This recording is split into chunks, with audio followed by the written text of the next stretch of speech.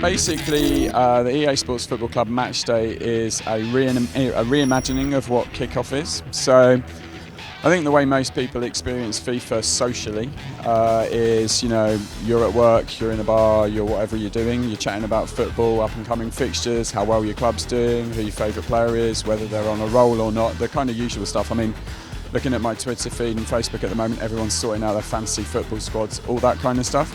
You do that and then you go home.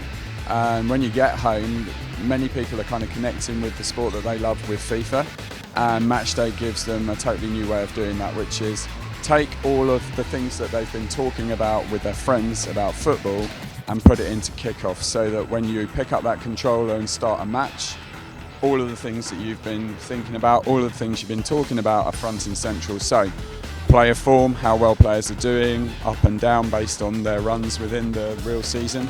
Teams are succeeding or failing, teams are on a run of wins, teams are undefeated at home, what fixtures are coming up, and maybe even occasionally some big game that you've heard of.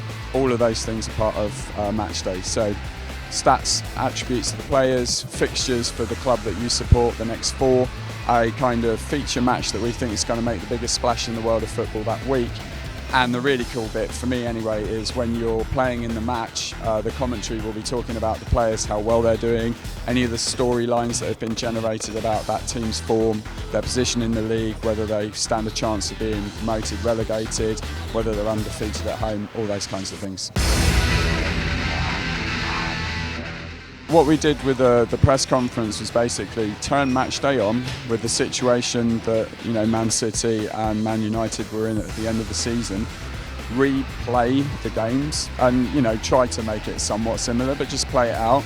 Make sure Man United scored, make sure Man City won, and see what the commentary did.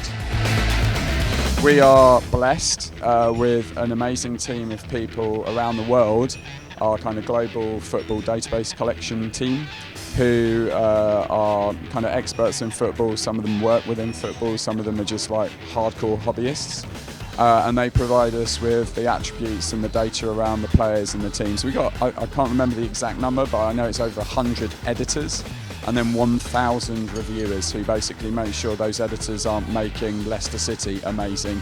I wish they would. And to make sure there's no kind of abuse going on in the system.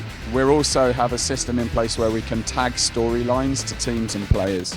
So basically, if a player has scored X number of goals, if a player is leading goal scorer in the Premier League, if a team are about to get relegated, a number of different storylines now can be tagged to those things. They get switched on, squad update, and lo and behold, it's done. So if Van Persie were the top scorer, what we would do is say, and here's the top scorer, he's having a brilliant season. We would highlight Van Persie. It would show Van Persie and talk about how many goals he scored or how well he's doing. So it's going to be a highlight of that person rather than actually a specific line of commentary recorded specifically for Van Persie. But obviously for the team you support, it's the up-and-coming next four matches feature as a kind of shortcut to that match.